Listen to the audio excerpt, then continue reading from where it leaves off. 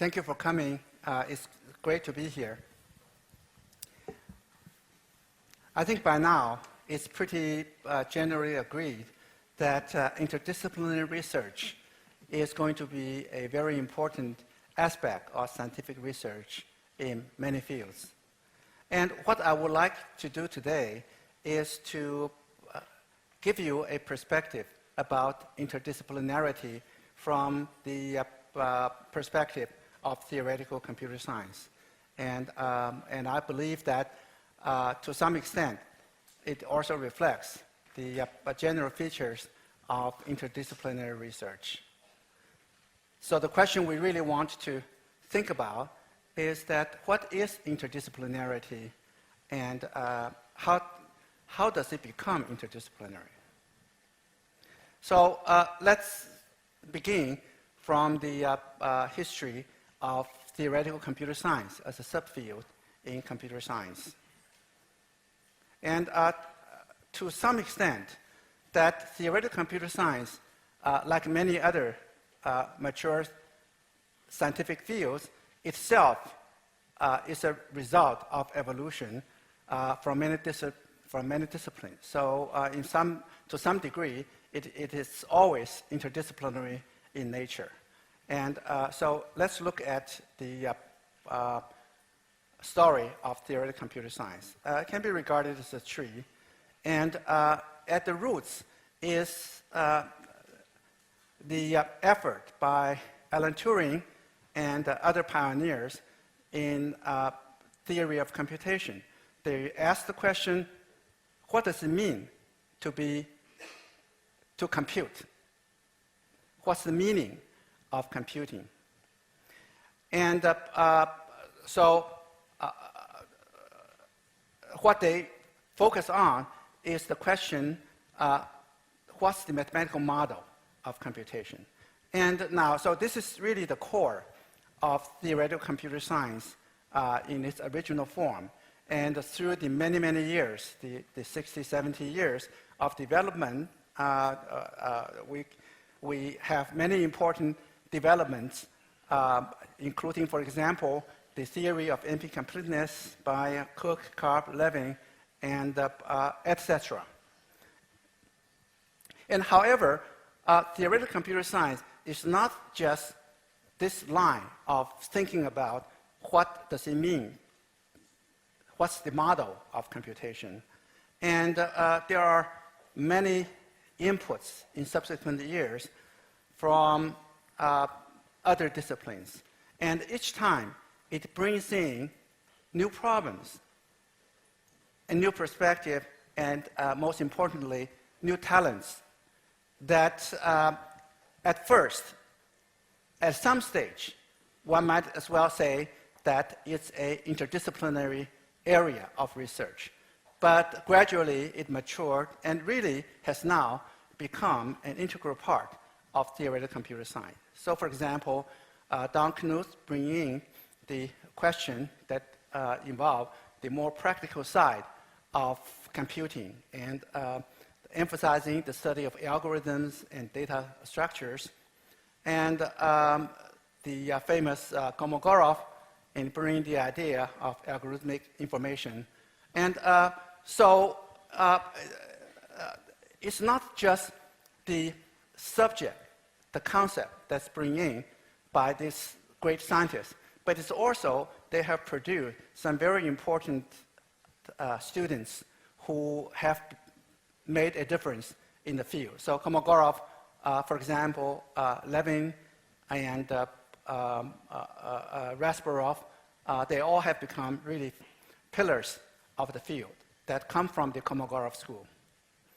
And now I think that everyone knows Paul Erdős and brings the Hungarian combinatorics, the whole school. There are many, many talented Hungarians who came into the field and solved many of the unsolved problems in theoretical computer science and have since become the standard tools in theoretical computer science.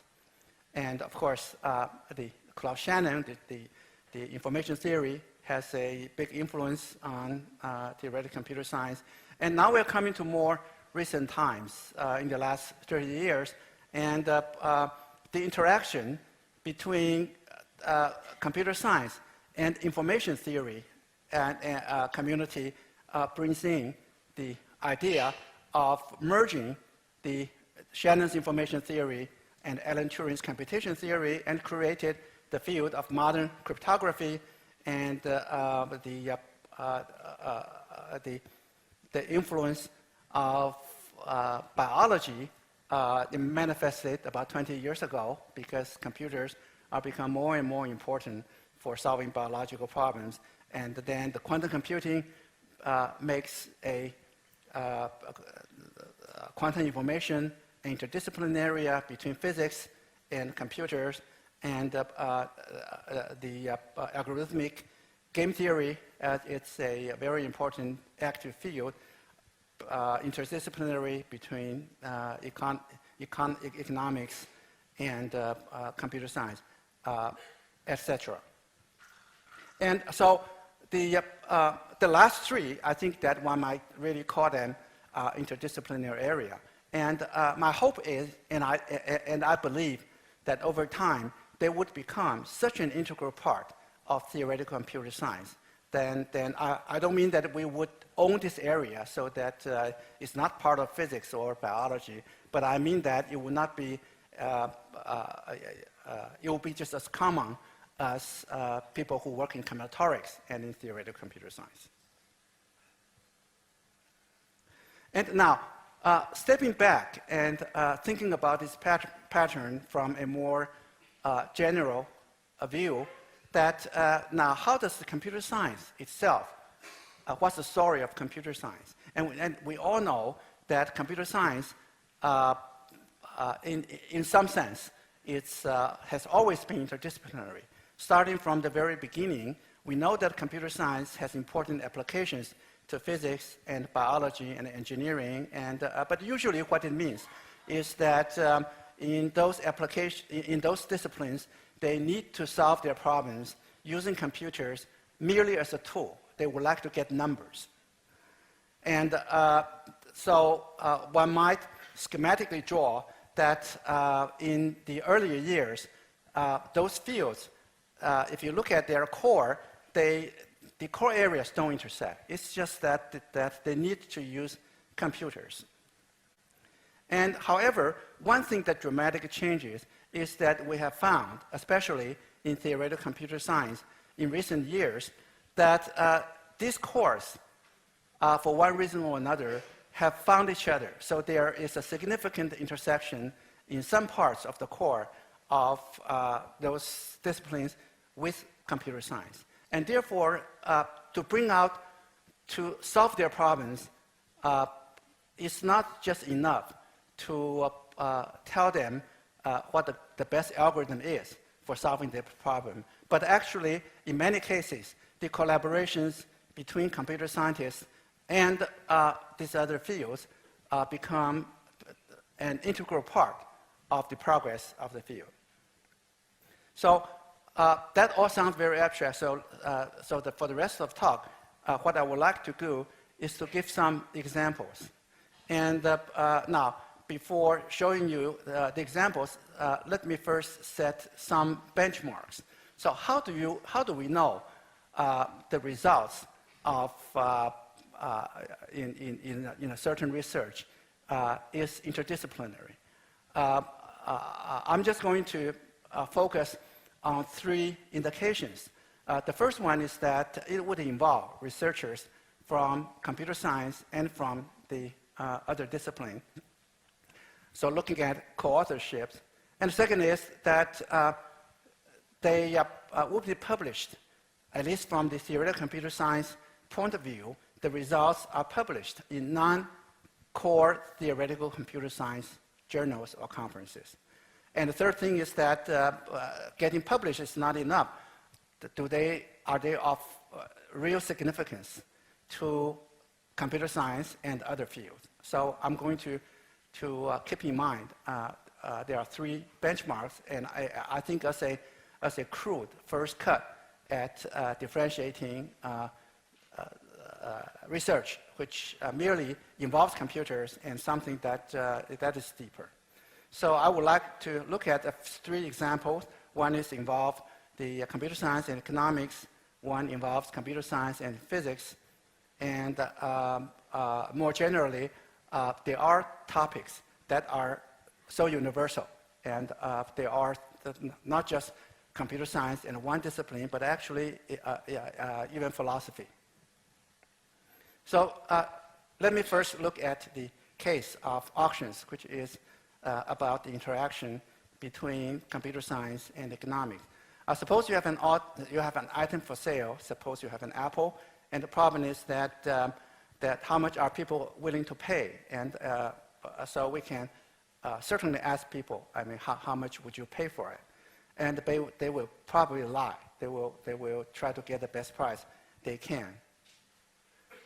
So the theory of auction is that how do we design the rules?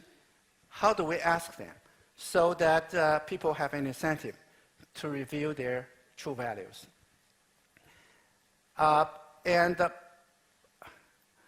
the auction theory really is a subfield of something called mechanism design.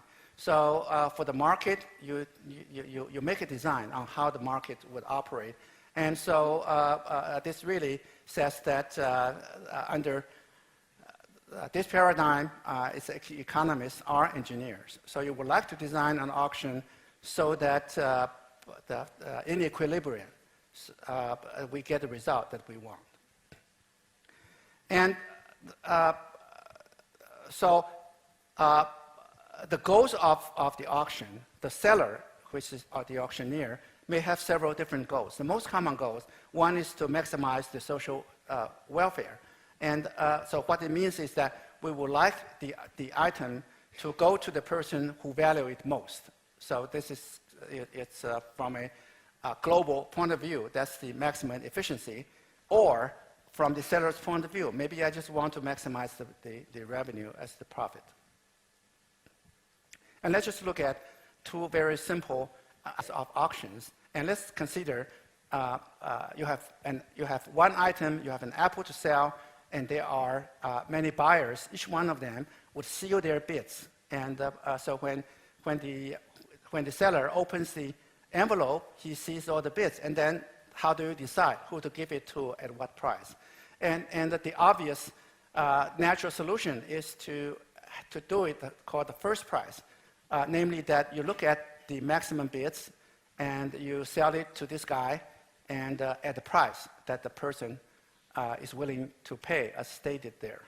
And now, that's seems to be a fair solution, but unfortunately, it's very easy to cheat, because if I think that all the other bidders probably have a lower valuation than mine, then why should I reveal my true value? I should lower my value by a few dollars so that I can still get the item, but at a lower price. So therefore, the first price auction is not an auction that is truthful. So in other words, people don't have an incentive to tell the truth.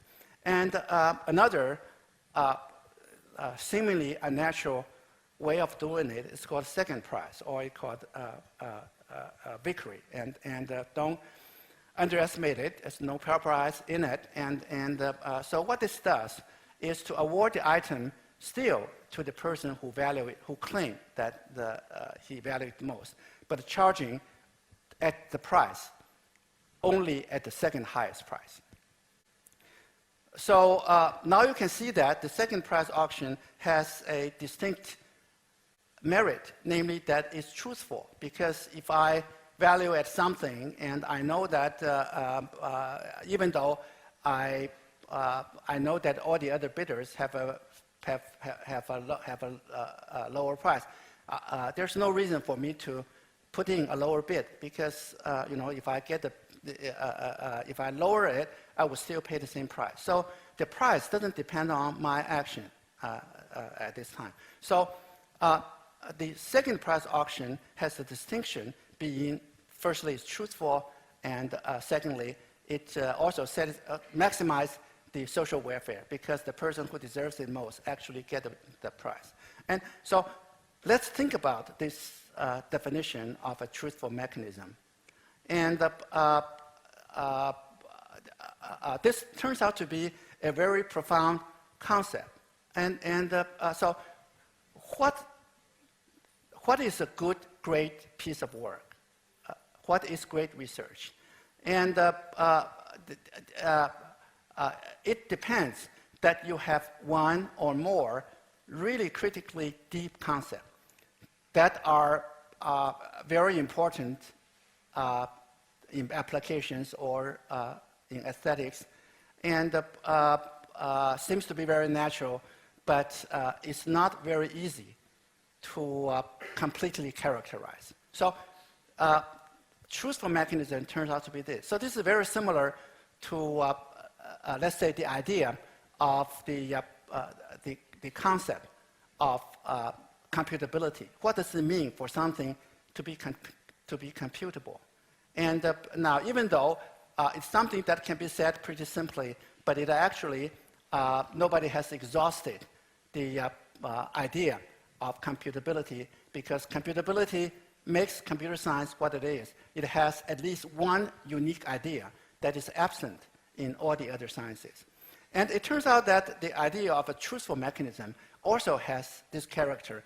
The more you read about it, the more you do research in it, the more you are fascinated by it, because it's a very, turns out to be a really deep concept. And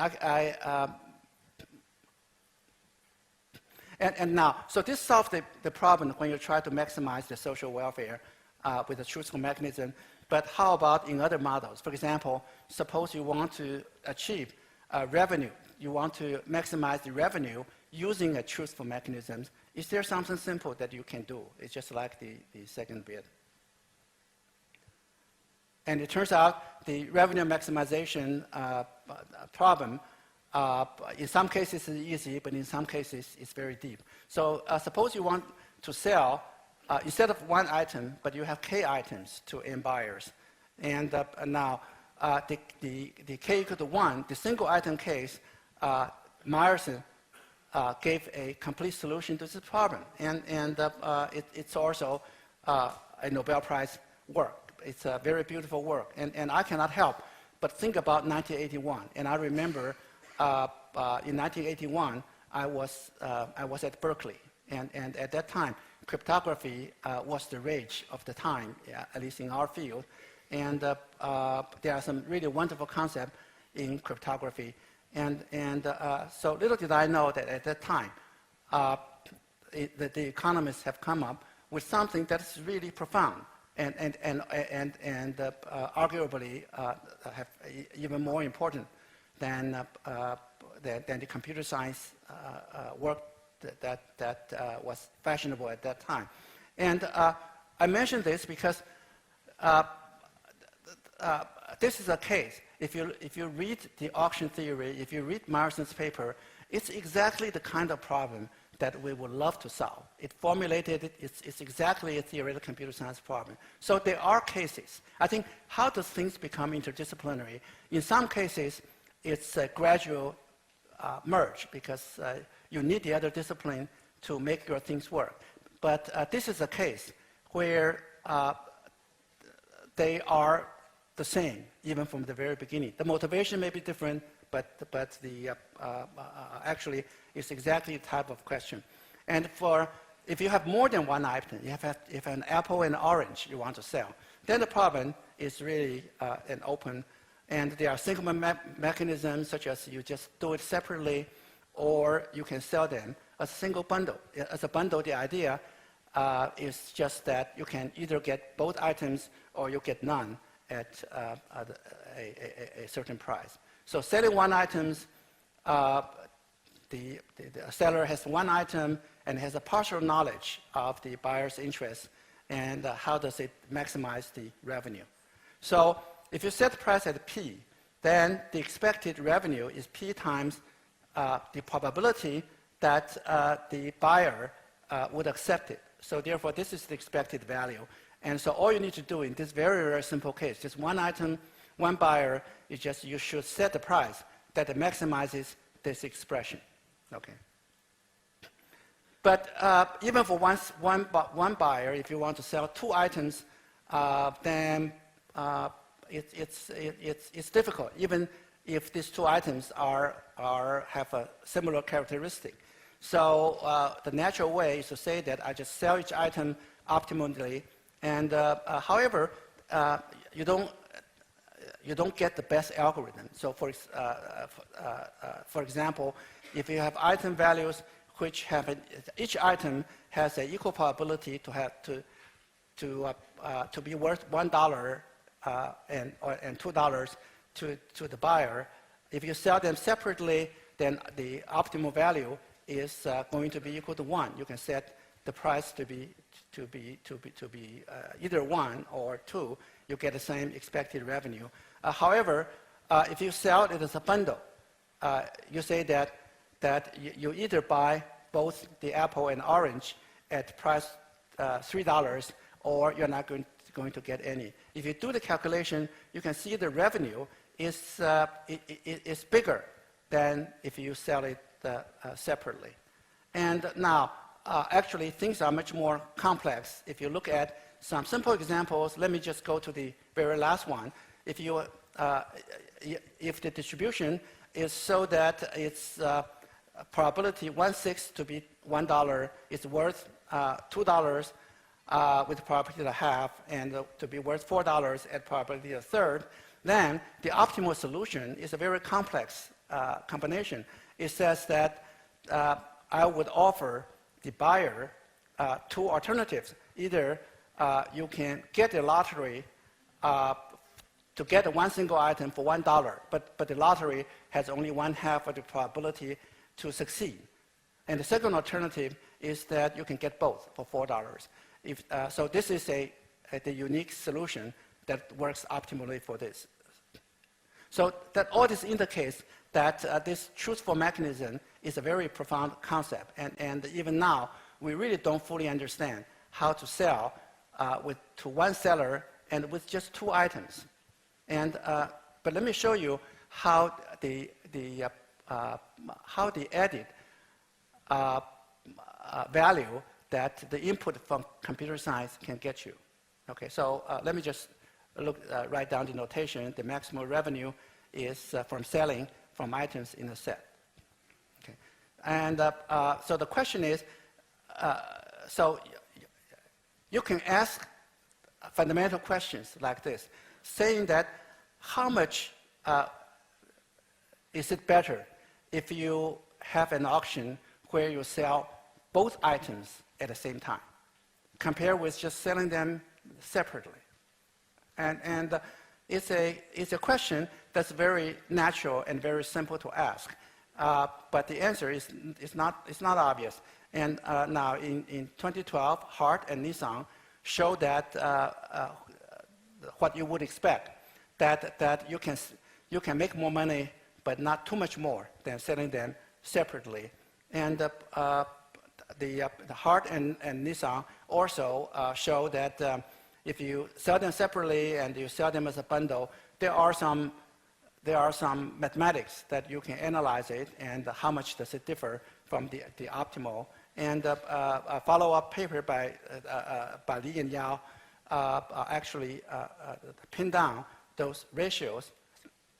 And very recently, Babayev by the way, from Microsoft Research, they had a wonderful result. They showed that actually, if you sell separately and you sell a bundle, and you look at the better mechanism of these two, then you actually achieve the best optimal value to within a constant. And very soon, there is quite a general extension and study the general case with M buyer and K item, and come up with a lot of insight into the problem, kind of following some of the leads that were presented in the previous papers. And in particular, it shows that the optimal revenue under the Bayesian or dominant strategy, they are equivalent up to a constant factor. So this may not make sense, but these are the type of question that the economists have been asking, and I think, but it's only really by putting some of the computer science methodology that is possible to get this. it's not important exactly what these results are. I just want to highlight the benchmark that I said earlier. Hart and Nissan. Hart is an economist, and Nissan is a computer scientist. So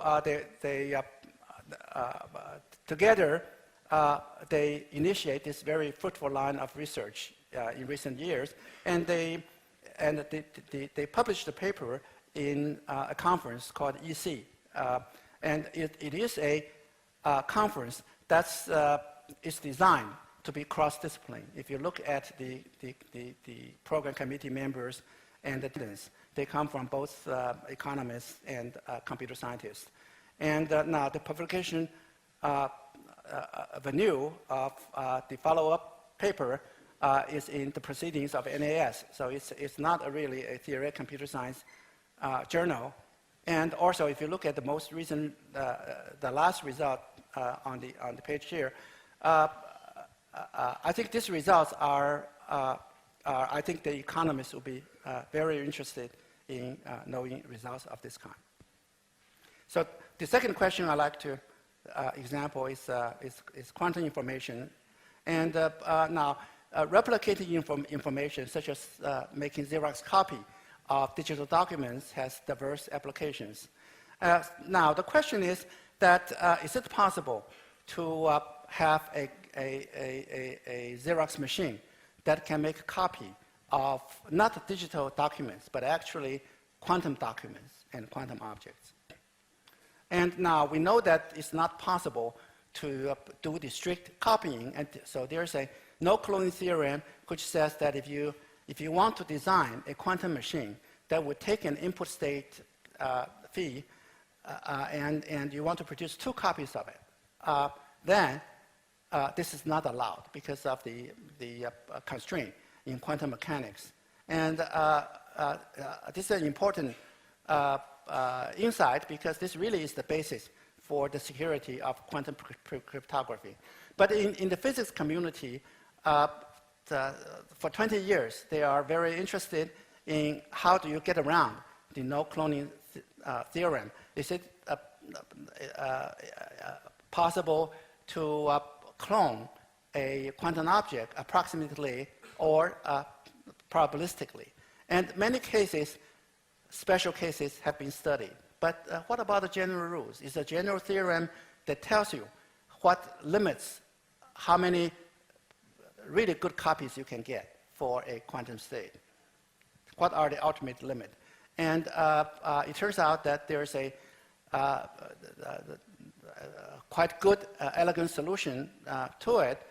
So let's just imagine you have a process that would you take n copies and you would make an extra delta n copies. And so you would like the replication to be reliable so that the copies are very nearly perfect. And a recent result shows that for a set of states under certain continuous symmetry, then the replication, we know exactly what the limit, how many extra reliable copies you can get.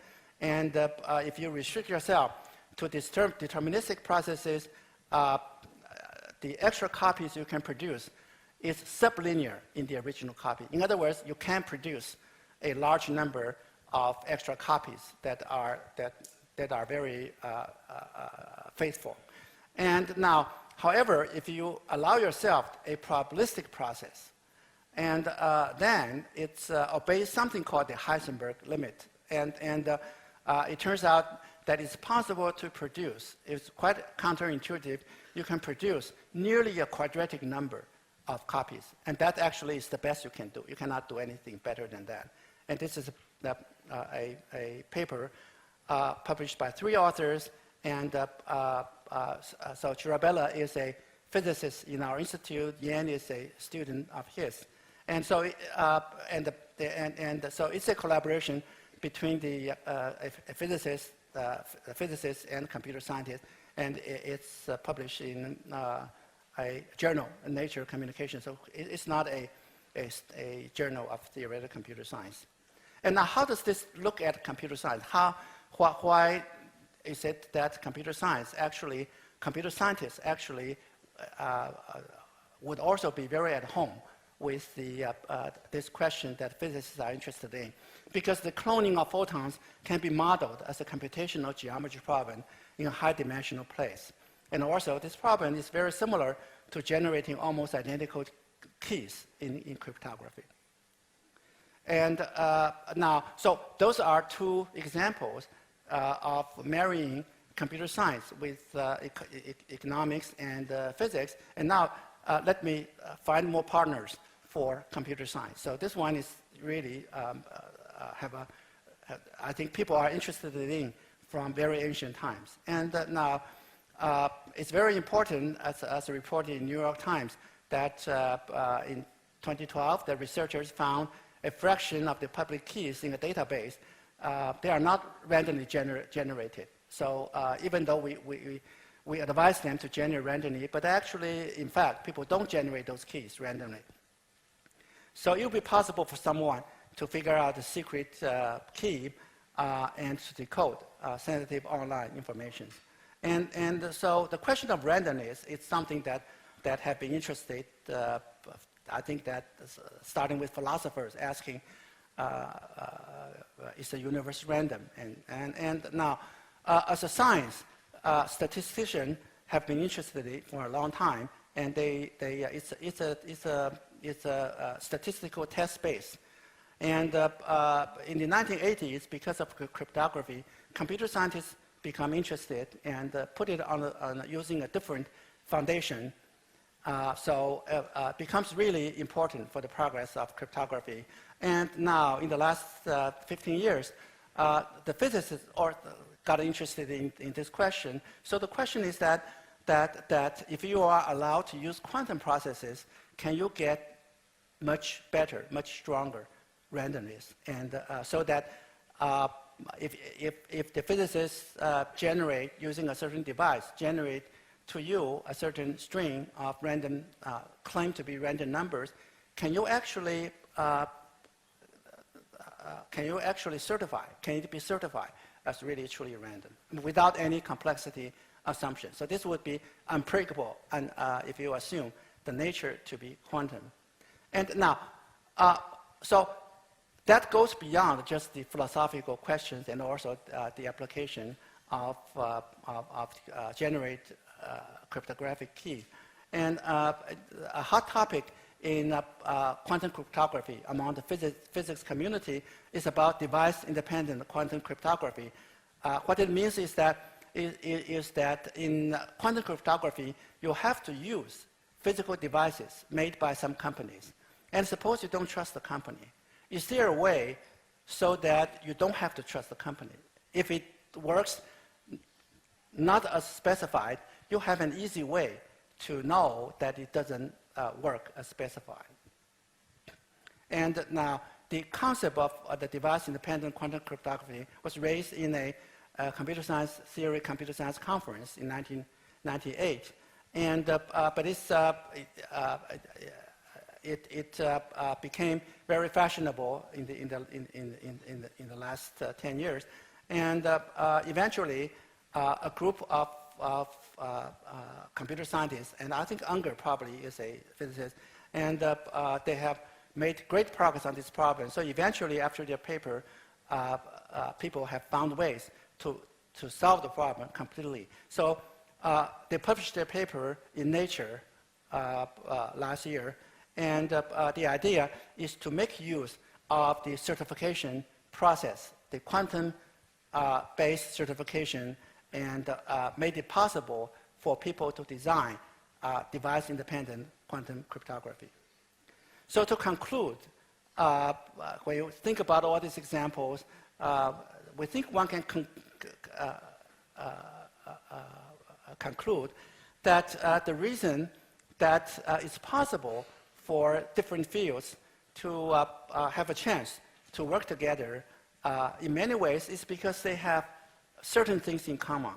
And for example, the sciences generally has a methodology. You observe the phenomena, you develop theory, you test them, and you refine the theory and further test, and so on. And now, For many years, computer science looks more like mathematics, and therefore, by this criteria, it doesn't satisfy to be a science. But however, in recent years, especially with the emergence of internet phenomena, and it's important to observe the traffic and the characteristic of the network. And so computer science gradually has a wing that would need to adopt this methodology in order to make progress. You have to observe what the patterns of traffics are. You have to use them. You have to develop theory. You have to use them so that you can design efficient networks. And you have to test your theory, etc. And concretely, this methodology, they all use a lot of mathematics and algorithms, and some of the key concepts that are shared by all sciences involve probability, complexity, approximations. And there's another reason that one can have subject of common interest is because the common abstraction actually, if you look at some of the hottest problems in different fields, they actually are the same problem with the same abstraction. They are just different manifestations, and they have different aspects that one wants to emphasize. So for example, the many-body systems is undoubtedly, this is the trend of development and the hardest subject facing everybody. So in physics, people are interested in condensed matter physics, which is a many-body system, and you like to understand how things behave under different laws and under the natural law. And in computer science, people like to understand what's the behavior of social networks. And in economics, people want to understand if you have the economic incentive, how do a large economic system behave? So all these are terribly important problems, and they are common abstraction. And I think that the full, I think a full interaction between all these researchers, they're going to lead to progress in each other's fields. And finally, there are universal topics that are independent of any utility. The concept of what it means to be random, what is the nature of information. These are the things that will be forever investigated and form possibility of collaboration between different fields. And so now, in theoretical computer science, actually, in recent years, it's starting to take shape in the sense that interdisciplinary research has begun to be recognized. And just to show an example, that the Simon Institute at Berkeley is a institute that is constructed explicitly for applying theory of computation to different disciplines. And here is an anatomy of the program on how they are running. And they have designed their space in a very efficient manner so enable people to interact among different fields. And now I'm putting an ad for our institute, and we have established actually 3 years ago, and we're starting from 3 faculty, and now we have 20, and we have science and we have physics, and I think that we are one of the few computer science institutes that actually have physics labs. So I think that the net worth of our physics lab is at least 10 times of the assets of our computer facilities. And so here is of our laboratory, and we have just got some new space in 2 floors in Tsinghua. So I think interdisciplinarity, it's certainly, I think that it has come of age. I think that certainly in China, it also starting to take shape. Thank you very much.